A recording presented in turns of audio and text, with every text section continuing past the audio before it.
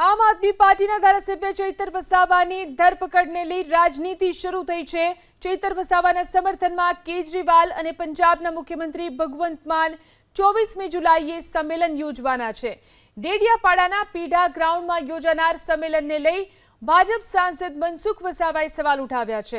આમ આદમી પાર્ટી પર નિશાન સાધતા મનસુખ વસાવાએ કહ્યું કે કેજરીવાલ અને ભગવંત માનને ભાન હોવું જોઈએ કે આ કેસ કોર્ટમાં ચાલી રહ્યો છે અને કોર્ટે નિર્ણય પણ સંભળાવ્યો છે। આવા તોફાની તત્વો માટે સંમેલન કરવાના બદલે તેમને ડબલ સજા થાય તે પ્રકારની કાર્યવાહી કરવી જોઈએ।